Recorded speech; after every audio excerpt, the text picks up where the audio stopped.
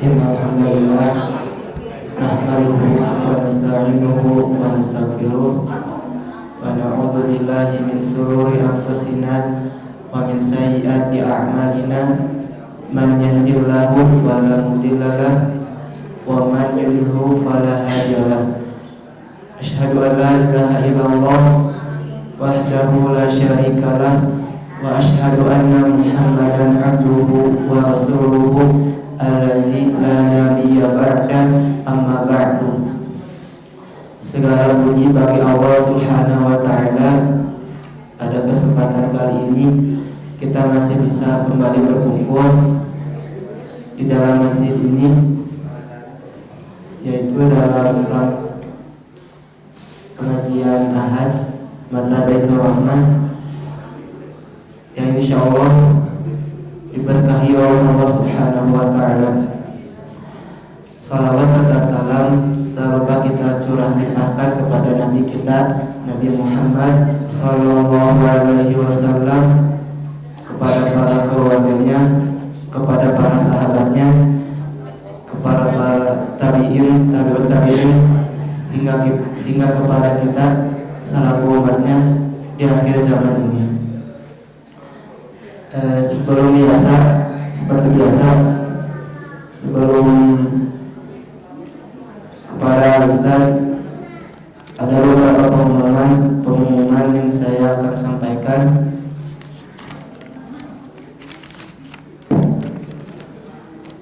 Yang pertama, masa Baitur Rahman Ahad kedua bulan Juni, insyaallah bersama Ustaz Rahmat Najib.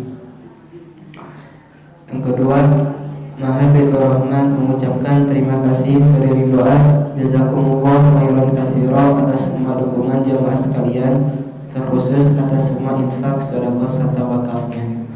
Semoga semua dukungan dari seluruh jamaah menjadi sedekah jariyah yang terus mengalir kebaikannya sampai hari akhir. Mahad Baitur Rahman senantiasa menanti setiap dukungan dari jamaah sekalian. Berhubung Ustaz telah hadir di hadapan kita, untuk mengefektifkan waktu kepada Ustaz, saya persilakan.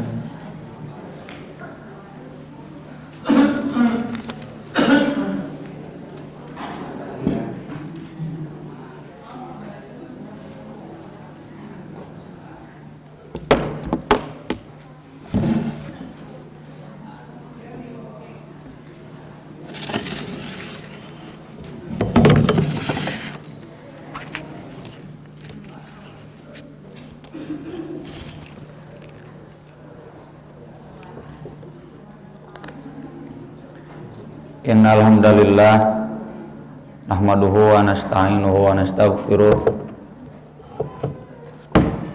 wa na'udzu billahi min syururi anfusina wa min sayyiati a'malina. Man yahdihillahu fala mudilla lahu wa man yudlil fala hadiya lahu. Asyhadu an la ilaha illallah wahdahu la syarika lahu wa asyhadu anna Muhammadan abduhu wa rasuluhu alladzi la nabiyya wa la rasula ba'da. Allahumma shalli wa sallim wa barik ala Muhammad wa ala alihi wa sahbihi wa man tabi'ahum bi ihsan, amma ba'd.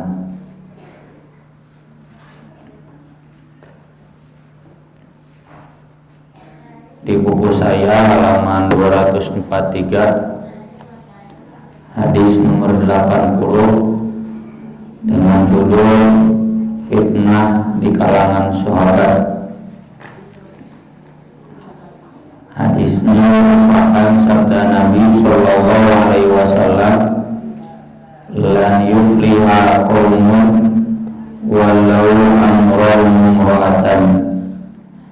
Tidak akan beruntung satu kaum yang menyerahkan urusan mereka, ulil amri, walau amru itu ulil amri, urusan kepemimpinan mereka, imro'atan, kepada seorang perempuan.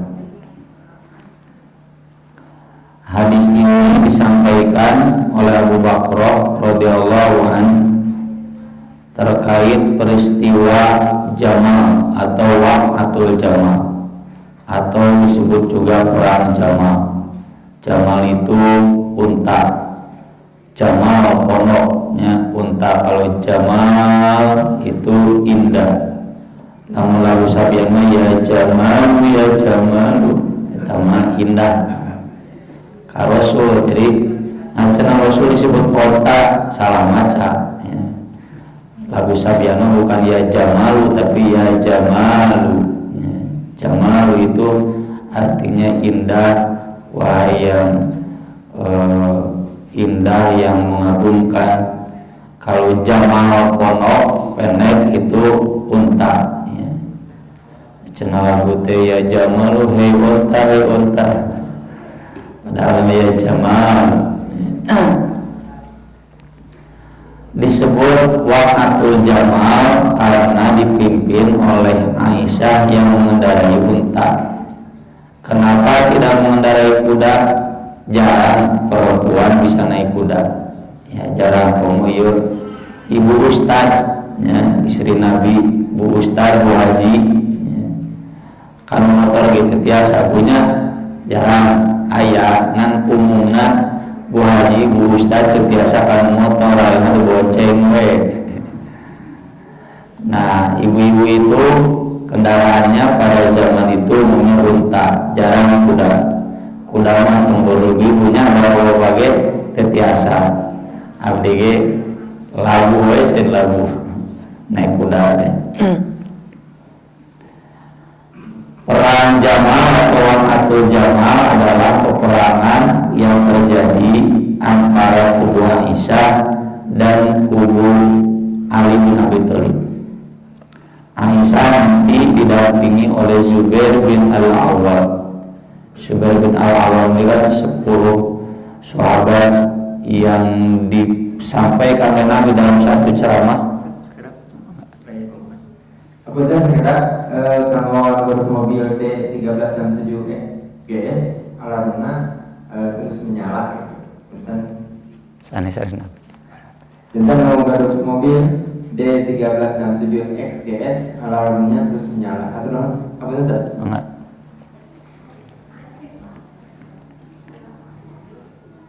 Aisyah, Zubair, Az-Zubair ibn Awwam ini sahabat di antara 10 sahabat yang dijanjikan surga dalam satu ceramah Nabi. Kemudian Thalha bin Ubaidillah ini juga sama sahabat yang dijanjikan masuk surga dalam satu kesempatan ceramah Nabi. Dan melawan Ali dengan pemerintahannya pada waktu itu. Zubair bin Al-Awwam sendiri adik ipar Aisyah, adik kakak ipar Aisyah, karena istrinya adalah Asma binti Abu Bakar. Jadi itu keluarga Abu Bakar dengan keluarga Ali, ya, dengan keluarga Rasul, ya, sangat dekat kan. Abu Bakar dengan Rasulnya mustahil musuhan, mustahil bentrok, tapi keluarganya tidak mustahil bentrok. Ini jadi satu catatan penting, ya, pelajaran bagi kita. Mungkin dua tokoh A dan B ini sama-sama ahli dakwah Islam di Padalarang. Aku pernah bentrok, anak icuna mogala bentrok. Itu sesuatu yang wajar, tapi tidak untuk didiamkan. Jadi jangan aneh cenah, nggak usah bilang aneh. Aneh cenah bapak-bapakna awalku sarwa bangun persis, nah anak teu alaku, nah itu tidak mustahil akan terjadi. Dan ini peringatan bagi semua anak cucu generasi tokoh-tokoh dahulu, ya, termasuk saya misalkan generasi hari ini, saya keturunan Persis, ya, yang lain juga sama. Saya sering bilang sama teman-teman, kita jangan menjadi generasi yang mudah bermusuhan. Padahal kolot-kolot kurang, kinung bapak kurang lalaku. Apa yang menyebabkan peristiwa jamal terjadi seperti sering atau sudah beberapa kali kita singgung dalam kesempatan sebelumnya, ini terkait desas-desus pembunuhan Utsman bin Affan. Utsman bin Affan itu ketika dibunuh, kepala keamanannya, menteri pertahanannya tulangnya Ali bin Abi Thalib, terus panglima jeung Kapolri nate Hasan bin Hussein. Kan kalau terbunuh presiden itu panglima itu dipecat Kapolri nanya. Jangankan presiden, kalaupun ada banyak warga yang terbunuh, itu menunjukkan ketidakbenaran pekerjaan Kapolri tersebut. Contoh di kita, Kapolri dipecat gara-gara misalkan tidak bisa mengendalikan arus mudik, dan Kapolda ya, tidak bisa tegas dalam mengendalikan arus mudik. Nah, yang kedua, yang ditunjuk khalifah sesudah Utsman itu adalah Ali di Baiat. Tapi ketika Ali di Baiat, malah beliau memindahkan ibu kota dari Madinah ke Kufah di Irak.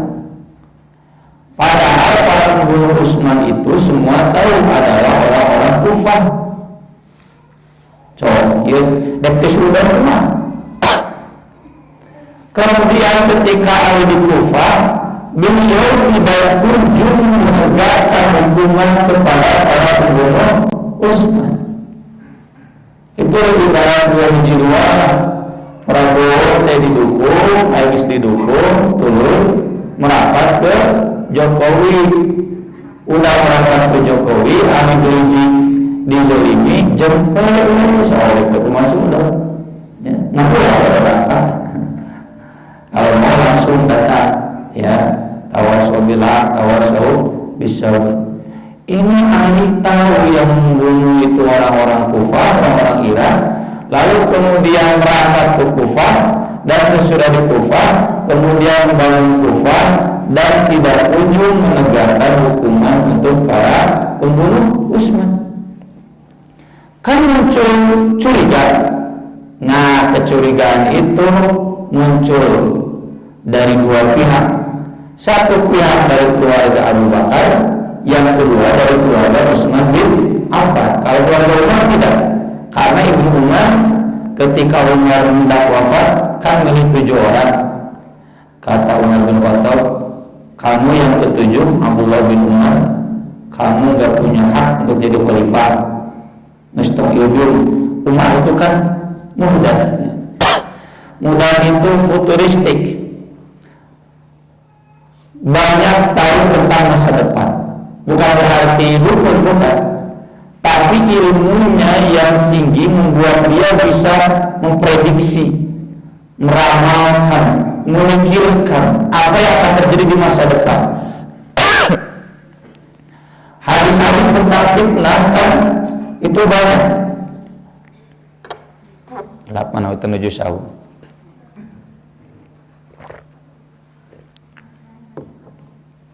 Hadis-hadis tentang fitnah itu kan sudah banyak sejak zaman Nabi disampaikan oleh Nabi. Dan Umar tidak mau keluarganya masuk dalam lingkaran fitnah. Maka dari itu ketika menunjuk 7 orang, Sa'ad bin Abi Waqqas, Talha bin Ubaidillah, Zubair bin Al-Awwam, Abdurrahman bin Auf, Utsman bin Affan, Ali bin Abi Thalib, Ibnu Umar. Ini yang dibahas Senin kemarin ya, Senin kemarin di Al-Salah TV. Kata Umar bin Khattab, yang 6 kalian punya hak jadi khalifah, silakan memilih. Kamu Ibnu Umar tidak punya sedikit pun untuk jadi khalifah. Lalu Abdurrahman bin Auf sesudah Umar bin Khattab meninggal, beliau jadi ketua panitia pemilihan, silakan. Dari 6 ini kita kerucutkan jadi 3. Kata Talha, saya pilih Utsman. Kata Zubair, saya pilih Ali. Kata Sa'ad, saya pilih Abdurrahman bin Auf. Jadi 3 kan? Abdurrahman bin Auf, Utsman, Ali. Lalu kata Abdurrahman bin Auf kepada Utsman dan Ali, siapa di antara kalian yang menyerahkan kepemimpinannya? Ali dia, Utsman bin Affan dia. Kata Abdurrahman bin Auf, kalau begitu saya yang akan menentukan. Kepada Ali, kamu adalah menantu Rasulullah, keponakan Rasulullah, orang yang paling dulu masuk Islam dari anak-anak. Jasa kamu besar. Kalau kamu memimpin, kamu harus adil. Kalau kamu dipimpin, kamu harus ikut Utsman. Lalu kemudian bicara yang sama kepada Utsman bin Affan. Kemudian Abdurrahman bin Auf mengumumkan, saya memutuskan menyerahkan mandat saya kepada Utsman. Nah, jadi dua paling hiji. Ya. Maka jadi Utsman bin Affan. Nah, Ibnu Umar ini hanya jadi sekretaris istilahnya, tidak ikut berhak dipilih, hanya dipilih menteri tidak berhak, hanya jadi panitia.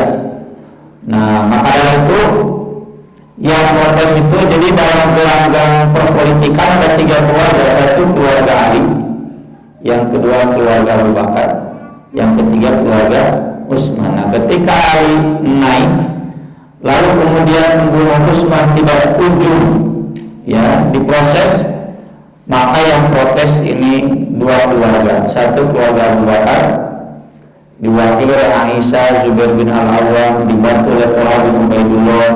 Satu lagi keluarga Utsman bin Affan yang diwakili oleh Muawiyah. Muawiyah ini saudara sepupunya ya. Saudara sepupu Utsman bin Affan, karena Utsman bin Affan tidak punya anak adik yang lain jadi khalifah. Muawiyah orang yang soleh, dermawan, gubernur bisa adil, dekat dengan rakyat ya. Ketika Ali dibaiat, di Salman membaiat Muawiyah. Jadi ada 2 khalifah pada zaman Ali itu, satu Ali, satu Muawiyah. Nah, tahu Aisyah dan Zubair bawa pasukan ke Irak, ke Basra ya. Muawiyah pun tidak membawa ke Ali. Nah, sampai kemudian di Basra terjadilah yang disebut perang Jamal. Niat Aisyah semula bawa pasukan itu bukan untuk perang, hanya untuk mempertanyakan demo itu, mau demonstrasi, mau mendesak Ali untuk memproses para pembunuh Utsman. Pertanyaannya, kenapa Ali tidak punya memproses para pembunuh Utsman? Karena situasi di Irak masih kacau, situasi politik dan keamanan belum stabil. Mana mungkin mendapatkan hukuman kalau polisi, kejaksaannya cahaya, masyarakatnya belum stabil. Jadi Ali fokus membenahi dulu warga Irak, dan Ali pindah ke Kufah tujuannya bukan untuk membunuh Kufah, justru seperti Ridwan Kamil kemarin di Depok. Di Depok dalam kasus corona ini, jadi langsung dikomando ke Ridwan Kamil begitu. Ali pindah ke Kufah itu agar pengendalian situasi politik keamanan di Kufah langsung dipimpin oleh Ali, dan itu belum selesai. Mau proses pembunuh di mana? Nah, kesalahpahaman ini yang menjadi bibit perkumpulan bentrokan, dan itu selalu terjadi di masjid, di keluarga, ya, di jamiah. Dan itu salah dikatakan masalah apa? Bentrok kayak gitu. Itulah kemudian terjadi perang Jamal. Nanti di babak berikutnya, sesudah Aisyah kemudian mengalah, kemudian Muawiyah ya datang mendeklarasikan khalifah. Lalu Ali bawa pasukan ke Daumatul Jaddah, Muawiyah juga bawa pasukan. Terjadilah perang babak kedua ya, perang Baratayuda. Baratayuda buka perang saudara. Nah, ini kejadiannya ketika Abu Bakar diajak untuk bergabung dengan Aisyah. Kata Abu Bakar, laqad nafa'ani Allah bi kalimatin sami'tuha min Rasulillah sallallahu alaihi wasallam ayyamal jamal.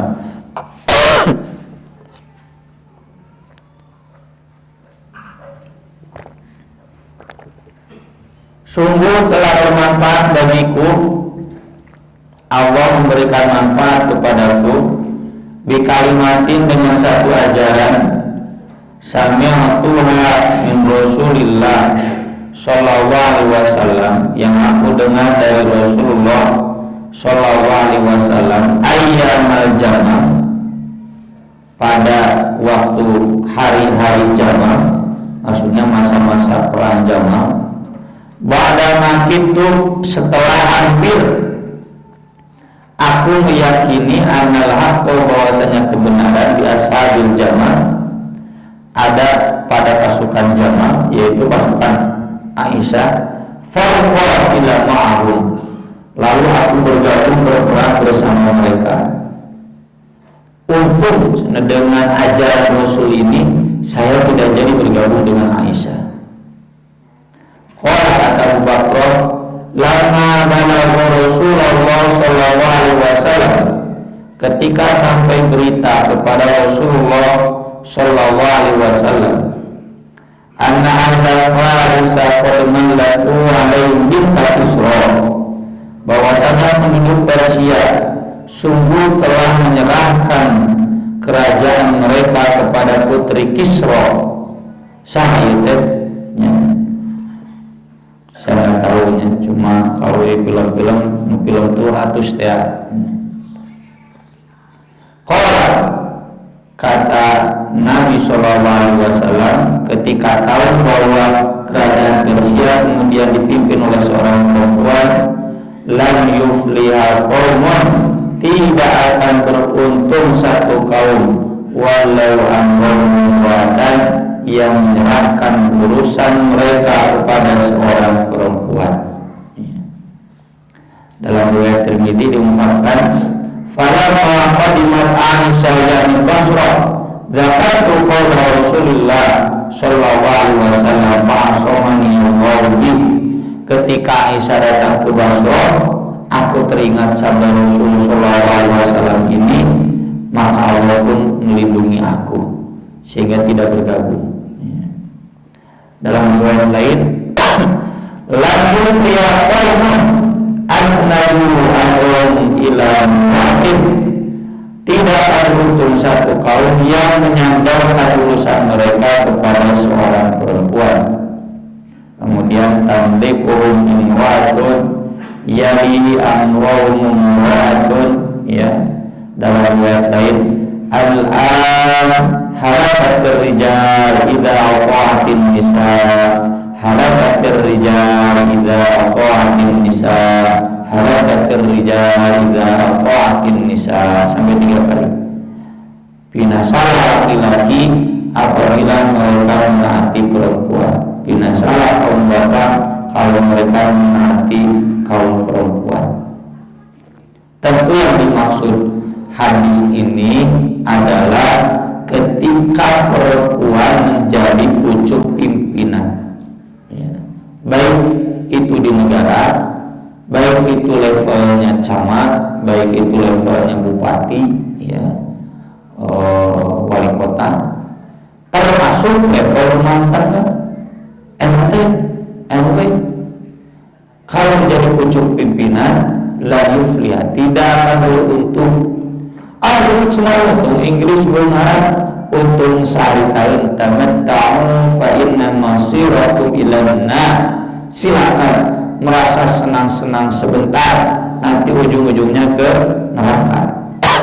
Kalau tidak beruntung berarti enggak masuk surga. Kan yang masuk surga itu qad aflahal mu'minun, orang-orang yang aflah, wa ulaika humul muflihun. Muflihun itu orang-orang yang akan masuk surga, yang beruntung, yang berbahagia.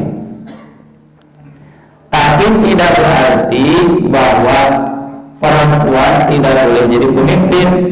Boleh kalau yang dipimpinnya adalah perempuan. Yang jadi masalah itu, ini yang dipimpinnya adalah laki-laki, lalu menyerahkan kepemimpinan kepada perempuan. Boleh perempuan jadi ketua RT boleh, perempuan jadi sekretaris RT boleh, asal ketuanya laki-laki. Jadi tetap yang memegang, yang berwenang dengan urusannya harus laki-laki. Ya. Boleh perempuan jadi staf PJTU, bukan pernah dibahas di Dewan Hisbah ya.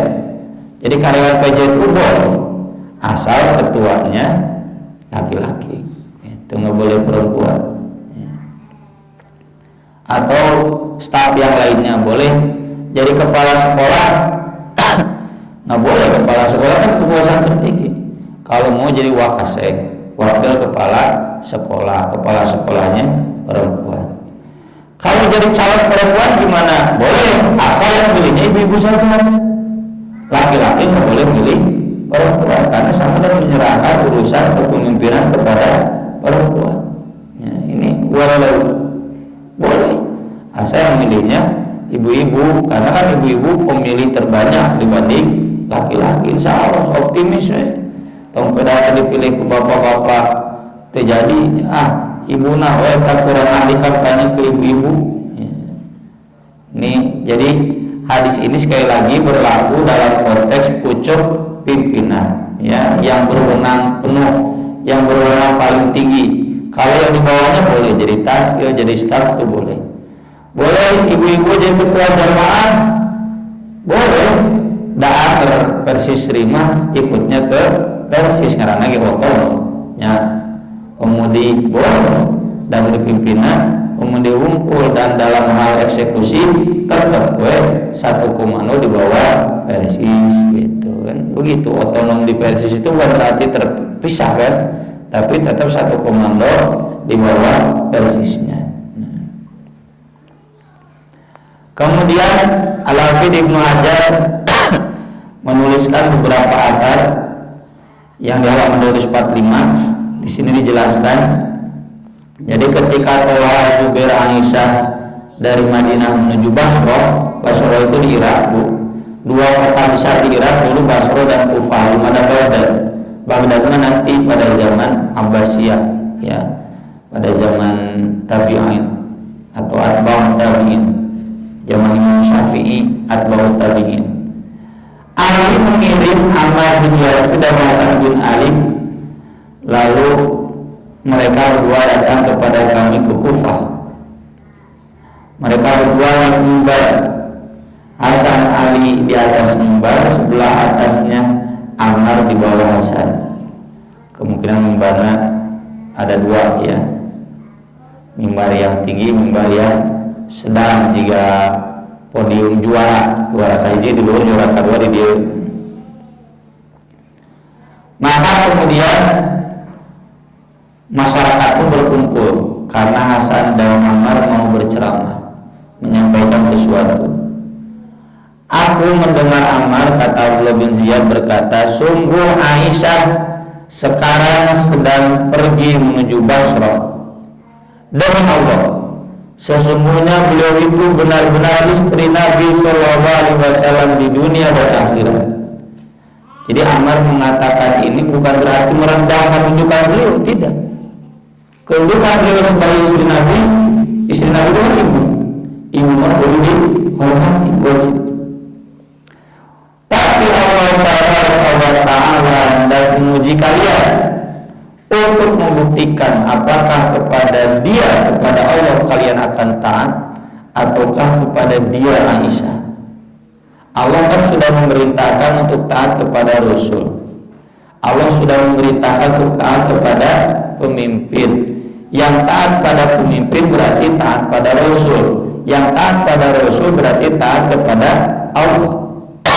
Ati'u Allah wa ati'u Rasul wa ulil amri minkum. Enggak ada istri Nabi. Istri Nabi itu tidak dalam konteks ketaatan kepemimpinan. Maka kata Ammar, kita nggak mengarang Aisyah itu istri Nabi, tapi dalam masalah ketaatan Allah sudah memerintahkan taat ke ulil amri. Demikian juga dalam athar berikutnya Abu Musa dan Abu Mas'ud Al-Khudri pernah menemui Ammar ketika Ali mengutusnya ke Kufah, mengajak penduduk Kufah untuk pergi berperang. Ya. melawan Aisyah. Lalu kata Abu Musa dan Abu Mas'ud, kami tidak pernah melihat Anda melakukan suatu perkara yang paling kami benci daripada ketergesa-gesaan Anda dalam urusan ini semenjak Anda masuk Islam.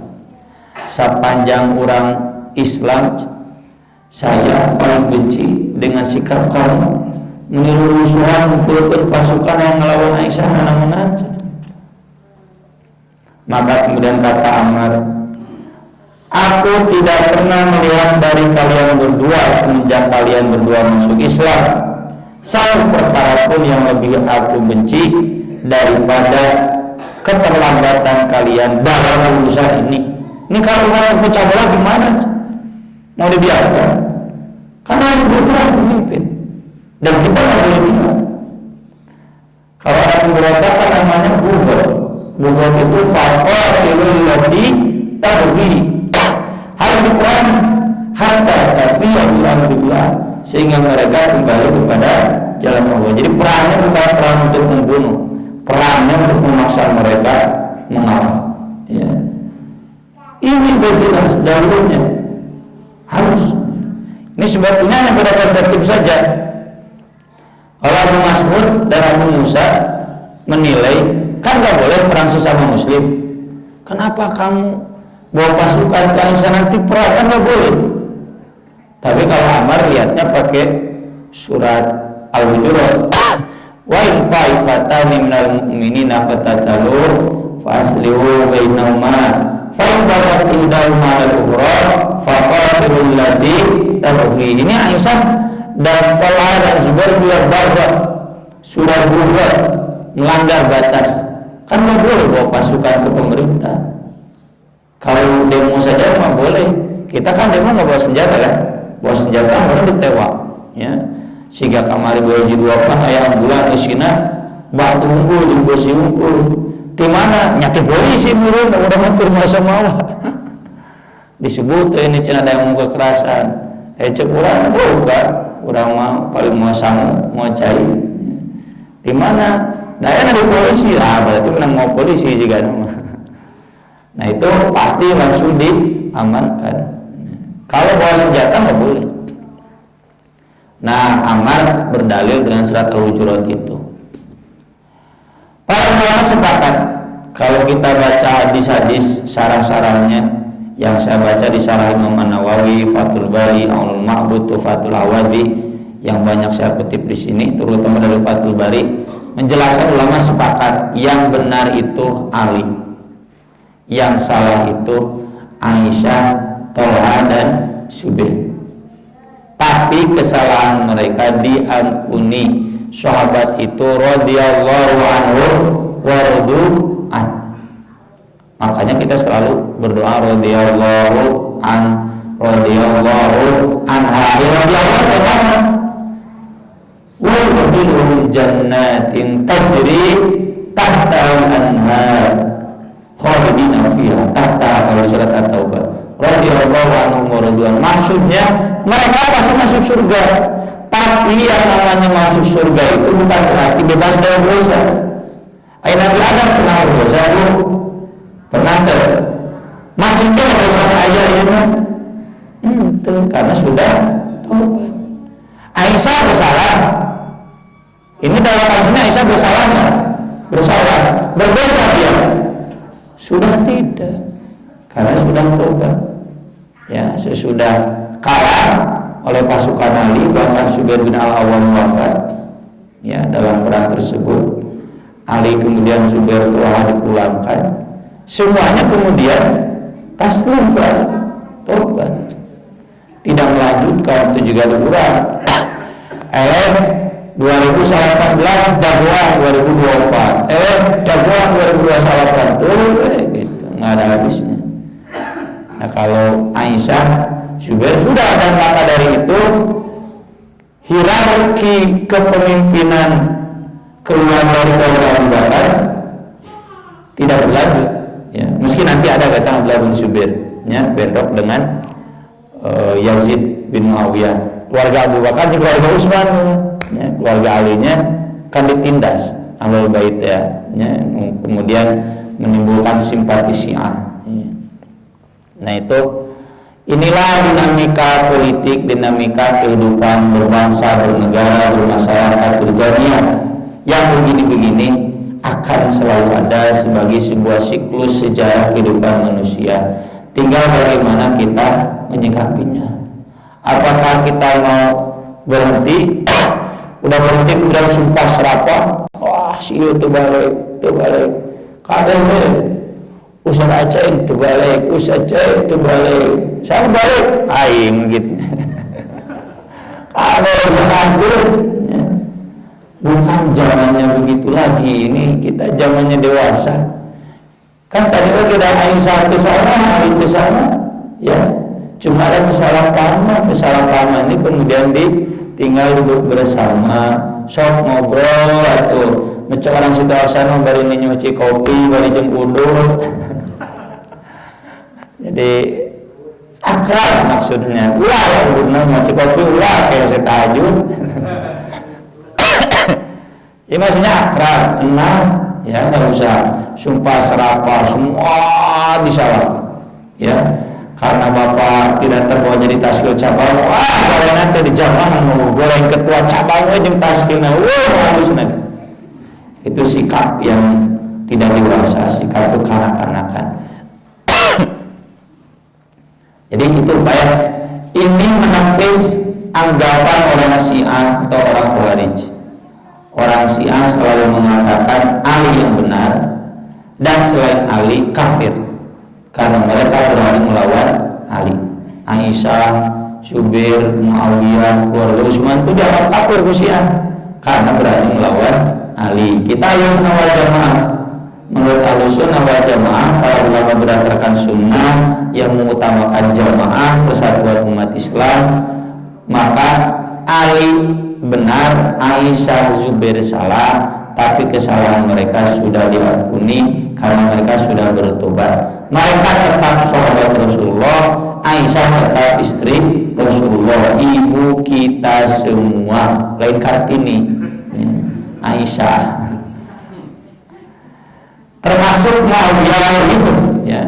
Lalu ada lagi yang ekstrim. Kalau ekstrim yang kedua, coba cuma Ali kafir, Aisyah kafir, Zubair kafir, semua yang terlibat dalam perang sahabat kafir. Dalilnya nama sibahul muslimi fusuq wa qitaluhu kufr. Tuh, sunnah yang berani memerangi muslim kafir, maka kafir dikafirkan. Ali dibunuh, Muawiyah dibunuh, ya.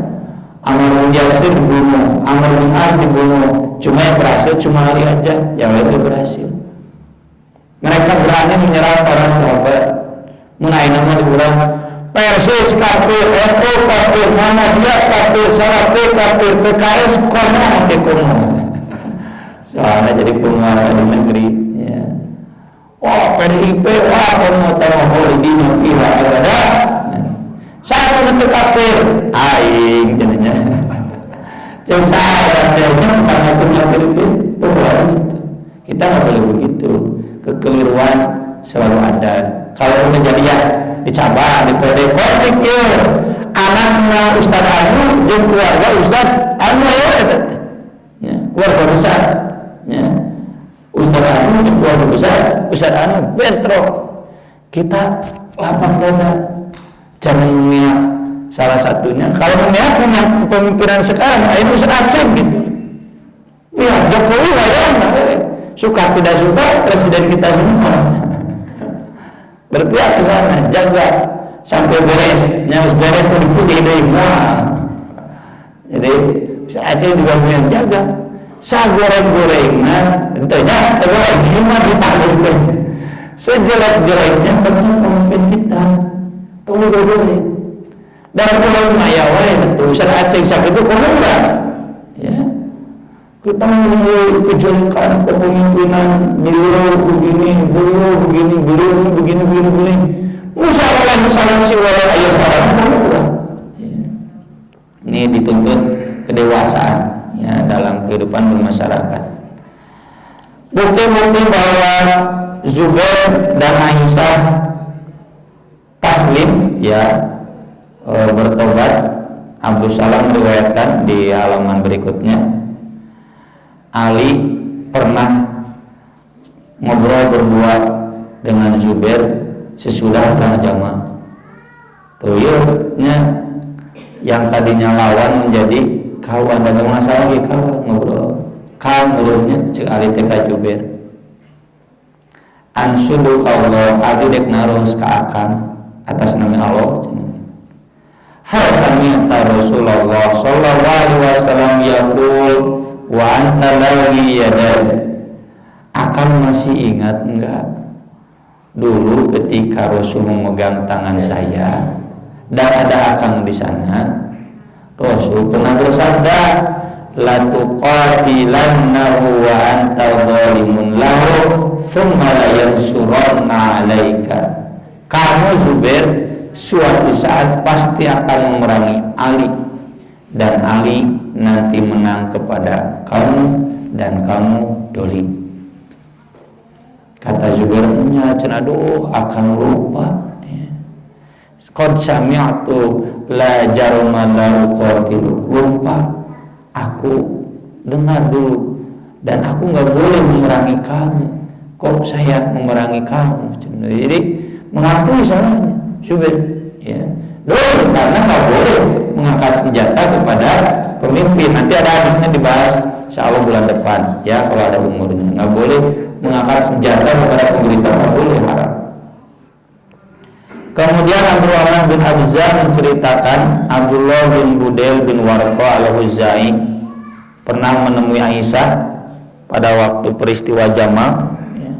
Ketika Aisyah ada di unta dengan sekedupnya, ya, ditutupkan pakai siga kurung tenda karena istri Nabi itu harus berhijab.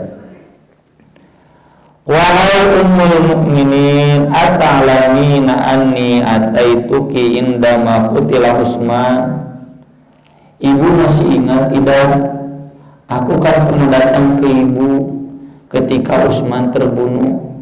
Aku tanya, ma ta'murini, aku harus memilih siapa ibu?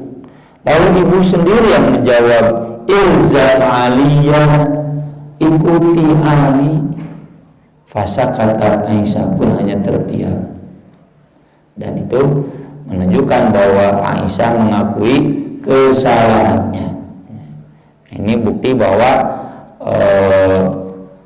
Aisyah, Zubair dan kubunya itu ada dalam di pihak salah, tapi bukan berarti mereka sampai sekarang masih berdosa. Dosa para sahabat itu dihapus. Radhiyallahu anhum wa radu an. Laqad taballahu 'ala an-nabi wal muhajirin wal ansar alladzina tabauhum fi sa'atil usra. Tabat diterima tobatnya. Jelas di Al-Qur'an. Jadi jangan diungkit-ungkit lagi menyebut Aisyah, Zubair, Muawiyah semua yang pernah melawan Ali sebagai kafir kecuali 3 sahabat saja, Abu Dzar, Miqdad, Amr bin As, sisanya cek Syiah kafir. Karena memang 3 sahabat ini yang setia dengan Ali. Enggak begitu demikian, ya. Semua sahabat diterima tobatnya orang-orang saleh.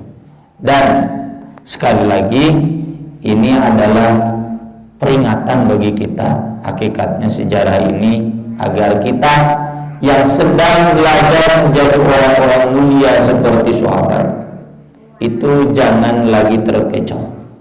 Sekolah sahabat saja sebagai manusia mulia ada terkecohnya, maka kita jangan sampai terkecoh oleh konflik politik, konflik kepentingan, baik itu di level keluarga, di level jamaah, masjid, PC sampai pusat, RT sampai presiden, urang tengka bawa bentrokna. Kalaupun sudah sempat terkecoh, segera bertobat, ya. Alhamdulillah, insya Allah kita semua sudah cukup dewasa. Masyarakat Indonesia itu diakui oleh seluruh masyarakat dunia satu-satunya yang aman dengan demokrasi. Di Timur Tengah adalah mengalahku negara seperti demokrasi tidak lanjut ku kerajaan sarua silih perang sampai hari ini menunjukkan tentang masyarakat Timur Tengah itu kurang dewasa. Dan saya pribadi punya analisa kenapa di Timur Tengah masyarakatnya kurang dewasa dalam konflik kepemimpinan, karena tidak ada organisasi-organisasi berbasis massa. Kalau di kita di Indonesia banyak organisasi berbasis massa dan mereka membina masyarakat. Bukan hanya membina, termasuk mengamankan jaya pengaman sosialnya lewat kegiatan sosial, kesehatan, ya, bakti sosial itu. So karena kieu bapak-bapak laku percaya ke Ustaz Aceh, laku percaya ke Jokowi. Tah gitu. Itu nggak ada kalau di Timur Tengah, setahu saya nggak ada. Mereka nggak percaya ke pemimpin atasnya, mereka percaya. Nggak ada tokoh yang seperti Ustaz Aceh bisa meredam, nggak ada. Tokoh seperti Haidar Nasir di Muhammadiyah bisa meredam masyarakat, nggak ada. Itulah makanya kita harus sering yang menjawab ke rekan-rekan salafi yang mengharapkan ormas, hizbiyah, mana hizbiyah?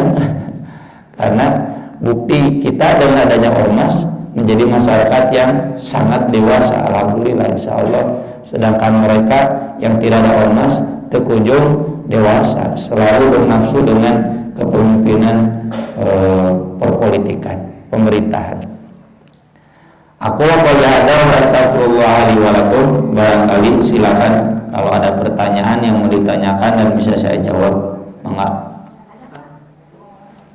Pamaget lagunya. Mangga. Sepeninggal Panjaman itu sampai sekarang kita mengenal ada Wakfi. Secara resmi itu kapan sih Anda sendiri berdiri dan siapa yang mendeklarasikannya? Begitu pula dengan Kawaris tadi, siapa yang menjadi pemimpin Kawaris? Saya jawab satu-satu dulu Bu ya. Yang namanya kelompok masyarakat itu banyaknya berjalan secara alami. Contoh, projo didirikan oleh Jokowi bukan? Bukan. Sekarang ada Ganjarisnya, Ganjarfus didirikan ke Ganjar Pranowo, bukan.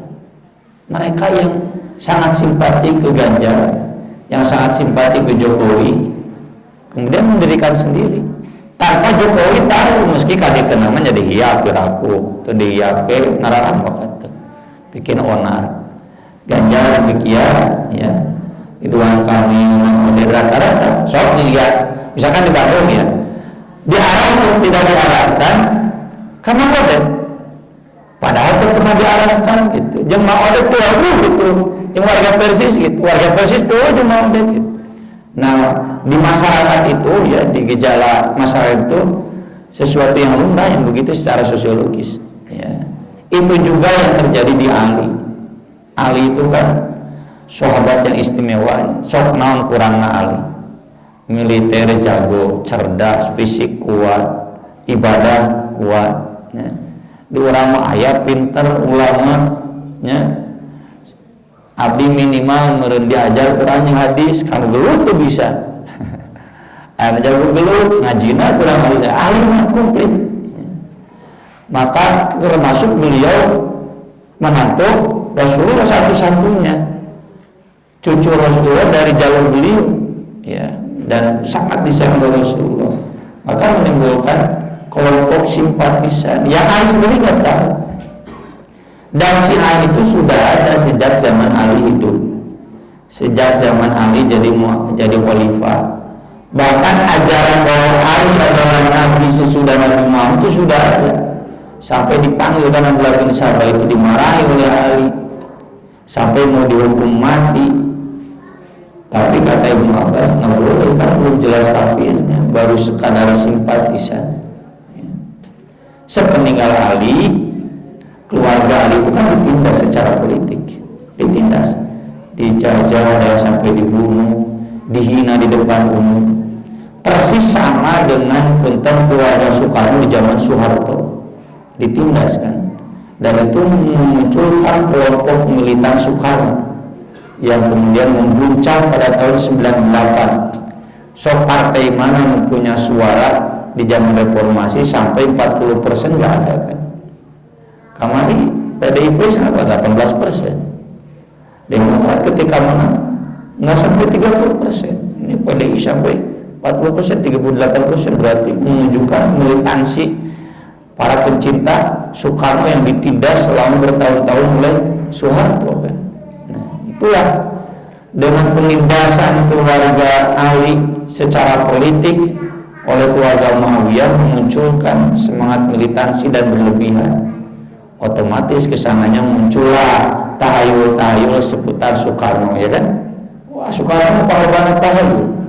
Soeharto maka dienakeun, ya, karena memang meninggalnya juga kadienakeun. Soekarno itu tahayul-tahayulnya banyak. Ya. Gus Dur juga sama. Nah, inilah kelompok juga Gus Durian. Gus Dur pendirinya bukan, Gus Dur udah meninggal, Gus Durian masih ada. Ya. Jika Maradona agamanya ayo Maradona. Maradona mau begitu akhir ritual penyembahan Maradona. Ya begitu-begitu bukan Ali, dan itu sudah sejak zaman Ali. Kemudian mereka jadi kelompok militan dan mereka rata-rata orang Persia itu Irak. Makanya sampai hari ini basisnya Syiah itu di Irak, itu dari dulu. Khawarij itu asalnya Syiah, tapi kemudian kecewa dengan Ali sehingga kemudian ekstrim. Kalau Khawarij kebanyakan orang-orang Arab Gunung, anu tarang ngaraji. Kan orang Arab Gunung itu harus begitu ya. Mereka bukan lain jauh kecewer di masjid ininya. Ngadoa, ya Allah, rahmatilah aku saja, yang lain jangan. Aku dan Nabi, yang lain jangan. Pak Nabi, engkau nama. Gimana ngadoa orang Arab? Ya, orang Arab Gunung itu begitu. Nah, ini Khawarij, jadi kebanyakan orang-orang Arab Gunung yang tidak ngaji. Nabi menyebutkan mereka ngaji Quran, hafal Quran, cuma bacaannya nggak lewat tenggorokannya, nggak sampai hati. Makanya di dalam peta perpolitikan zaman Ali istilahnya Al-Qurra. Apa Al-Qurra itu? Al-Qurra itu kalau sekarang para penghafal Quran nah ngapalkeun wungkul teu ngajina. Ada benarnya, tapi nggak sepenuhnya benar. Ustaz-ustaz kita yang mengatakan kenal ngapalkeun Quran ada tengartinya, ada benarnya, tapi nggak sepenuhnya benar. Nama sepenuhnya benar, yang minimal hafal atau cengarti gitu. Ya mengapalkeun teu ngartun teu. Eta tidak sepenuhnya benar kayak gitu. Ya ada benarnya bagi bapak ibu yang sudah menghafal Quran, tinggal dilanjut dengan memahaminya. Ya. Karena kalau menghafal Quran tidak memahami nanti jadi Khawarij. Saya tinggal di Khawarij yang sekarang ya, itu yang diponis hukuman mati, Ustadz Aman Abdurrahman, ya, yang di Cipinang, itu kan hafid Quran. Aman Abdurrahman tadi ngajinya tuh make ngaji para ulama sunnah, main ngapirkeun ka urang. Polisi hawa bawahnya, ting make dalil mana? Dalilnya dalil yang dangkal. Itulah Khawarij. Jadi ngajinya Quran, ngajinya tidak bareng dengan para ulama umum al-jamaah. Makanya istilahnya al-sunnah wal jamaah. Kudu memegang sunnah dan ikut jamaah mayoritas ulama. Atau ngaji sesoranganan. Ya, kalau ngaji sesoranganan jadinya ekstrim kayak Khawarij. Ya itu juga yang saya sering himbau terutama para pemuda sosana terus ka Persis. Jadi generasi muda Persis kurang ngaji tong sesoranganan ke bisi juga LDI. Di luar Persis kapin, di luar Persis benar. Wah bahaya. Kalau di Persis jahiliyah. Ya, enggak ya. Kita butuh dengan Persis sama juga dengan mereka butuh dan Muhammadiyah ya. Dewasa lah dalam menyikapi kajian-kajian keilmuan. Kita buatan kan? Mangga Bu. Ini di luar konteks yang barusan yang saya tanyakan adalah masalah saum. Jika ada seorang wanita dia tidak melaksanakan saum Ramadan dan keburu meninggal, itu bagaimana? Apakah karena haid meninggal? Itu bagaimana? Apakah dia hukumnya? Apakah harus hijrah atau bagaimana? Kalau orang yang meninggal dan menyisakan utang saum Ramadan, contoh meninggalnya tanggal 15 Ramadan, berarti dia wajib saum Ramadan 15 hari. Yang 15 hari berikutnya tidak wajib karena sudah meninggal. Yang dihitung yang sebelum meninggal. Apa yang harus dilakukan oleh keluarganya antara dua? Bayar fidyah. Wa 'alal ladzina yutiquna fidyatun ta'am miskin. Kalau nggak mampu boleh mensaumkan. Karena hadisnya ada sahih. Man mata wa alaihi syam shauma anhu waliyuh. Memang hadis ini ada perdebatan di sebagian ulama. Amal fisik katanya tidak boleh digantikan, tidak boleh teh cek saha dan cek nabi mah boleh. Kan cenah nggak boleh, nggak bisa transfer pahala, nggak boleh teh cek saha dan cek nabi mah boleh. Transfer pahala juga kalau nabi membolehkan ya boleh. Kan saya nabi gimana nabi? Ya gimana nabi we? Cuma memang kata para ulama tidak hanya mensaumkan, boleh juga fidyah. Terus sederhananya begini, jangankan meninggal utang saum, belum meninggal pun kalau utang saum dan gak mampu bayar, fidyah ya kan? Nah gitu. Jadi amannya di persisma fidyah saja. Ya. Begitu. Ada lagi? Mau jantan? Sawios mau jantan mah. Cekap atur nuhun karena peratosana mugi manfaat kanggo urang sadayana. Aku qouli hadza wa astaghfirullah li wa lakum subhanakallahumma wa bihamdik asyhadu an la ilaha illa anta astaghfiruka wa atubu ilaik. Wassalatu wassalamu ala Rasulillah. Wassalamualaikum warahmatullahi wabarakatuh.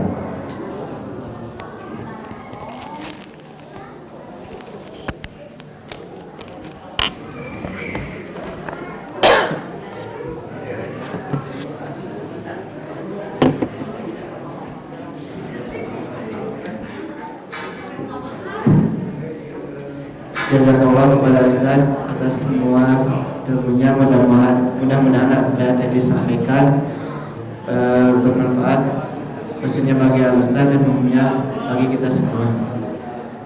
Terima kasih kepada seluruh jamaah atas semua perhatiannya. Mohon maaf apabila ada kesalahan dari saya. Ditutup saja kajian ini dengan doa. Subhanakallahumma wa bihamdika asyhadu an la ilaha illa anta astaghfiruka wa atubu ilaik.